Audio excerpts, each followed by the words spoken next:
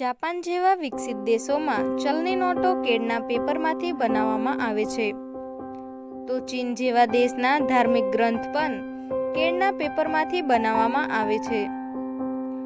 તો જૈન ધર્મના કેટલાક ધર્મગ્રંથો પણ કેળના કાગળ ઉપર લખવામાં આવે છે, કારણ કે કેળમાંથી બનાવેલા કાગળ વધુ મજબૂત હોવાથી તેને વધુ સમય સુધી સાચવી શકાય તેમ માનવામાં આવી રહ્યું છે.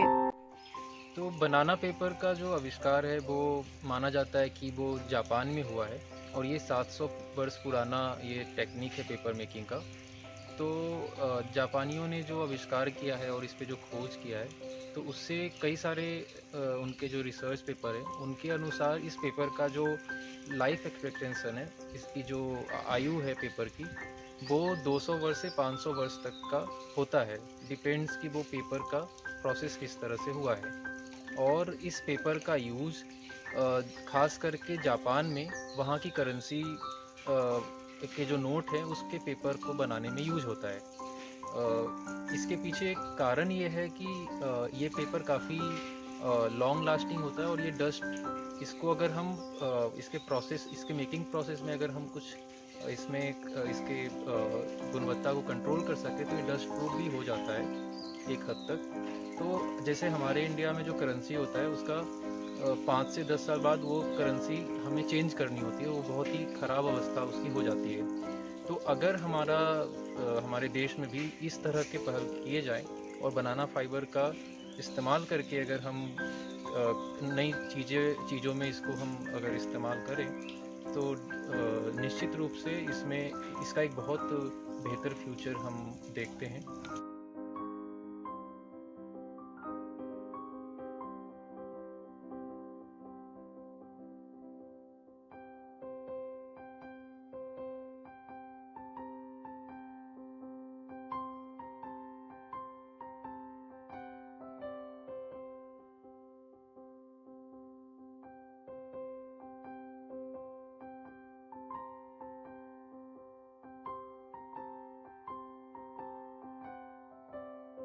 છોટાઉદેપુર જિલ્લાના બોડેલી, જેતપુર પાવી અને સંખેડા તાલુકામાં કેળની ખેતી ખૂબ મોટા પ્રમાણમાં થાય છે.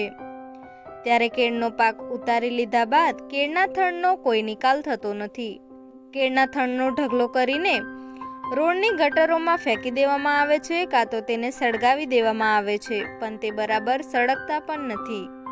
ત્યારે મૂળ પટનાના અને ઇન્ડિયન ક્રાફ્ટ એન્ડ ડિઝાઇનરના એન્જિનિયરિંગની ડિગ્રી મેળવનાર રવિરાજ જણાવે છે કે કેળના નકામા બની ગયેલા થડના વેસ્ટમાંથી બેસ્ટ કાગળ બનાવી ગ્રામ્ય વિસ્તારના લોકોને રોજગારી આપી શકાય તેમ છે. इसको अलग कर लेते हैं और इस तने से हम लोग इससे रेसा निकालते हैं. तो और इस रेसे को बाद में हम प्रोसेस करके इससे पेपर बनाते हैं. કેળના પાકને ઉતારી લીધા બાદ કેળના થડને ફેંકી દેવામાં આવે છે, કાં તો સળગાવી દેવામાં આવે છે.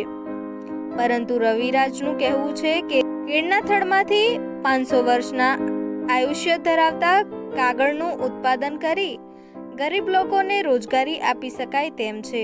રવિરાજ ઇન્ડિયન ક્રાફ્ટ એન્ડ ડિઝાઇનરના એન્જિનિયરિંગ ડિગ્રી મેળવ્યા બાદ રિસર્ચ કરી કેળના થડમાંથી, કુંવરપાઠુના પાનમાંથી અને મકાઈના રેસામાંથી હેન્ડલૂમ પેપર બનાવવાની રિસર્ચ કરીને છોટાઉદેપુર જિલ્લાના ભાષા વિકાસ સંસ્થાના સહયોગ વડે આ પ્રોજેક્ટનો વિકાસ થાય તે માટે અથાગ પ્રયત્નો હાથ ધર્યા છે. लोगों ने इससे पेपर बनाने का भी उपयोग में लाना शुरू किया है. ये कुछ इस तरह से इसका फाइबर हम लोग इसको आगे प्रोसेस करेंगे जिससे ये पेपर हम लोग बना सकते हैं. રવિરાજ જણાવે છે કે કેળના રેસામાંથી વિવિધ પ્રકારના કાગળ બનાવી શકાય છે. છોટાઉદેપુર જિલ્લામાં પુષ્કળ પ્રમાણમાં કેળની ખેતી થાય છે, જેના થડના રેસામાંથી બનાવવાનું રિસર્ચ કરી અમે તેજગઢ ભાષા કેન્દ્રની મદદથી આ પ્રોજેક્ટ પર કામ હાથ ધર્યું છે. કેળના થડના રેસા, કુંવરપાઠું અને મકાઈના ભૂસાનું મિશ્રણ કરી વિવિધ પ્રકારના કાગળ બનાવી શકાય છે. હાલ અમે કોઈ પણ પ્રકારના મશીનરીનો ઉપયોગ કર્યા વગર કેળના થડમાંથી રેસા કાઢી એમાં કુંવરપાઠાના પાનમાંથી રેસા કાઢી આ રેસાને બારીક બનાવીને 100 ડિગ્રીના તાપમાને બાફીને એના મિશ્રણમાંથી કાગળ બનાવવાના પ્રોજેક્ટ પર કામ કરી રહ્યા છે. આ પ્રોજેક્ટથી છોટાઉદેપુર જિલ્લાના આદિવાસી લોકોને વેસ્ટમાંથી બેસ્ટ બનાના પેપર્સ બનાવવાના પ્રોજેક્ટથી રોજગારીની તકો વધારી શકાય છે. આમ તો મશીનરી દ્વારા ઓછા માણસોથી વધુ ઝડપી અને વધુ ઉત્પાદન મેળવી શકાય છે, પરંતુ આ પ્રોજેક્ટથી લોકોને રોજગારી આપવાનો અને શુદ્ધ હેન્ડલૂમ કાગળના ઉત્પાદનના આશય સાથે માનવ શ્રમ વડે જ ઉત્પાદન કરવાનો હેતુ હોવાથી કોઈપણ પ્રકારની મશીનરીનો ઉપયોગ કરવામાં આવતો નથી. આ પ્રોજેક્ટ આગળ જતા ભવિષ્યમાં બનાના પેપર્સ બનાવવાની તાલીમ આપીને વધુ લોકોને રોજગારી મળે તેવા આયોજનો પણ હાથ ધરવામાં આવનાર હોવાનું રવિરાજ જણાવ્યું હતું. मेरा नाम रवि राज है और मैं Indian institute of craft and design से मास्टर्स कर रहा हूँ और अभी मेरे फाइनल ईयर मास्टर्स में ग्रेजुएशन प्रोजेक्ट के दौरान मैं यहाँ तेजगढ़ में आदिवासी एकेडमी है, भाषा पब्लिकेशन एंड रिसर्च सेंटर इसकी स्थापना की है. तो मैं इसके अंतर्गत मैं अभी अपना बनाना फाइबर से पेपर बनाने का प्रोजेक्ट कर रहा हूँ, जिसमें ये जो संस्था है वो मुझे बहुत सपोर्ट कर रही है. और इससे मैंने विगत कुछ महीनों में मैंने इससे काफ़ी अलग अलग वेराइटीज़ के अलग अलग कलर शेड्स के मैंने पेपर भी डेवलप किए हैं. और इस प्रोजेक्ट का एक खासियत ये है कि ये प्रोजेक्ट फुल्ली हैंडमेड है और ऑर्गेनिक फ्री है. ये फुल्ली हैंडमेड है और ऑर्गेनिक है. इसमें कोई भी तरह का किसी भी तरह का केमिकल यूज नहीं हम लोगों ने किया है. किसी भी तरह की इलेक्ट्रिसिटी या मशीनरीज हमने इस्तेमाल नहीं किया है. ये पूरे तरह से हैंडमेड है और ऑर्गेनिक है.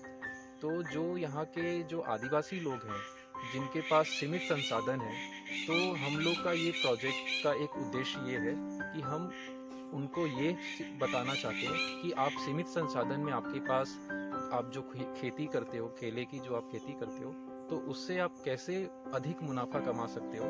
तो ये प्रोजेक्ट उनके लिए एक आइडियल के रूप में एक आदर्श के रूप में उनको मुझे उनके सामने ले जाना है, ताकि उनके लिए एक नया रोजगार का अवसर उनको मुहैया हो सके. ज़्यादातर यहाँ के आदिवासी जो मुझे पता चला यहाँ के लोगों के द्वारा कि लोग पलायन कर जाते हैं दूसरे शहरों में, दूसरे राज्यों में, और वहाँ पे उनको उतना अवसर नहीं मिलता है काम करने का, तो वो अपने घर पे रह करके ये इस्तेमाल कर सकते हैं. तो ये प्रोजेक्ट जो है वो इसका एक मुख्य जो ऑब्जेक्टिव है कि कैसे यहाँ के लोग के साथ मिल करके यहाँ के लोग के लिए काम करें. तो अब मैं बात करता हूँ कि हम लोग यहाँ पर कैसे पेपर बनाते हैं.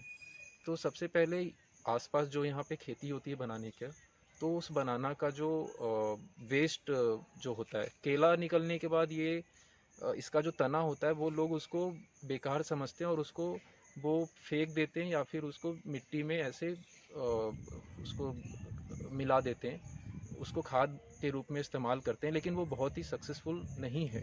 तो हम लोगों ने क्या किया कि इसके बारे में स्टडी किया और इसके साथ में हम इसके जो प्रॉपर्टीज़ हैं उसको देखते हुए हमने सबसे पहले किया कि जाकर के हमने किसानों से बात किया, उनसे बनाना का जो वेस्ट उनका है वो हमने यहाँ पे एकेडमी में मंगवाया.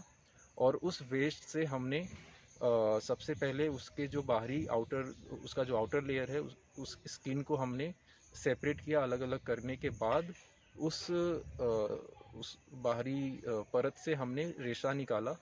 उस रेशे को हमने बॉईल किया 100 डिग्री सेल्सियस में विथ सोडा ऐश के साथ, और उसको 2 घंटे तक वॉश करने के बाद वो फाइबर हमारा पल्प बनाने के लिए रेडी हो जाता है. तो बाद में जब वो रेडी हो गया और वो हम उस फाइबर को हाथ के द्वारा उसका बीटिंग करते हैं. बीटिंग एक सबसे बड़ी जटिल प्रक्रिया है जो कि पेपर के क्वालिटी पे डिपेंड करता है कि पेपर का क्वालिटी कैसा होने जा रहा है. तो इसमें काफ़ी लंबा टाइम लगता है. इसमें 2 से 3 दिन, कभी कभी तो अगर मटेरियल है तो इसमें 1 सप्ताह लग जाता है. तो हम लोग बहुत ही इसमें टाइम दे करके इसका प्रोसेस कर रहे हैं. तो लेकिन फ़ायदा इसके पीछे ये है कि हम कोई मशीनरीज यूज़ नहीं कर रहे हैं, जिससे हमारा जो पेपर है वो पूरा हैंडमेड बन सकता है। तो अब उस जो हमारा पल्प तैयार हो गया बीटिंग के बाद, उस पल्प को हम पानी में मिक्स करते हैं और उससे हम लोग लकड़ी का फ्रेम हमारे पास है, जिससे हम उससे पेपर शीट तैयार करते हैं। पेपर को जब वो शीट फॉर्म हो जाता है उस लकड़ी के ढांचे पे, तो फिर हम उसको धूप में सुखाते हैं। और धूप अगर अच्छी रही तो वो 2 से 3 घंटे में सूख जाता है। अगर धूप अच्छी नहीं रही तो उसमें पूरा दिन भी लग सकता है। तो उसके बाद वो पेपर हमारा तैयार हो जाता है।